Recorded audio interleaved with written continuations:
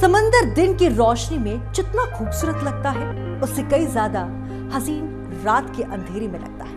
वो समंदर जहां से दुनिया का 40% व्यापार होता है, यहां से गुजरने वाले जहाजों पर कई देशों की अर्थव्यवस्था टिकी है। फिर अचानक से आतंकी इन जहाजों पर हमला शुरू कर देते हैं, इन्हें लूटते हैं, इन पर कब्जा करते हैं। पूरी दुनिया के लिए यह चिंता का सबब बन जाता है। ये किसी हॉलीवुड फिल्म की कहानी नहीं है, बल्कि असल में हुई एक बड़ी दिक्कत है। हूती विद्रोहियों ने द रेड सी यानी लाल सागर में तबाही मचा दी है। लाल सागर दुनिया में चिंता का कारण बना हुआ है। हूती विद्रोही लाल सागर से इजराइल जाने वाले जहाजों को निशाना बना रहे हैं। ईरान लगातार इनकी मदद कर रहा है और बैलिस्टिक मिसाइल उपलब्ध करा रहा है। हूती विद्रोही लाल सागर पर कब्जा करके अपनी ताकत को बुलंद करना चाहते हैं। अब सवाल यह है कि आखिर क्यों जरूरी है लाल सागर और ये रास्ता खास क्यों है? लाल सागर हिंद महासागर, एशिया और अफ्रीका के बीच में पड़ता है और जमीनी तौर पर यही एशिया और अफ्रीका को अलग करता दिखता है। इसी रास्ते से यूरोप और एशिया के देशों का सामान समुद्र के जरिए आता जाता है। लाल सागर में हूतियों के हमले का असर कुछ हद तक भारत की इकोनॉमी पर देखने को मिल रहा था।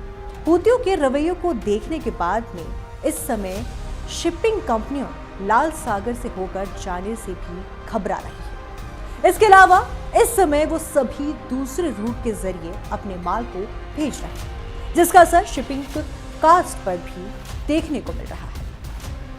लाल सागर उन जहाजों के लिए एंट्री पॉइंट है जो स्वेज नहर का इस्तेमाल करते हैं। ये नहर एशिया और यूरोप के बीच सबसे छोटा समुद्री रास्ता है।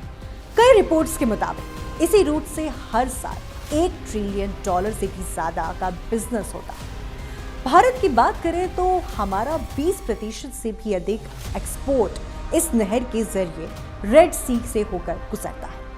इस रूट से होकर जहाज मुंबई, कोची, मैंगलोर, गोवा और चेन्नई से होकर Singapore, Malaysia, Indonesia, Thailand, Vietnam जैसे दक्षिण पूर्वी एशियाई देशों में जाते हैं। लेकिन इससे भी जरूरी बात यह है कि इससे देश का सबसे ज्यादा क्रूड ऑयल आता है। बीते साल हमारे यहाँ आयात हुआ 65% तेल रेड सी से होकर पहुंचा था। खासकर रूस से क्रूड ऑयल इसी रूट के जरिए हम तक पहुंच रहा है। क्यों जरूरी है लाल सागर वाला रूट? भारत के लिए ही नहीं, बल्कि ग्लोबल मार्केट के लिए भी ये रूट काफी जरूरी है। लाल सागर का रूट आगे जाकर के स्वेज नहर में मिलता है।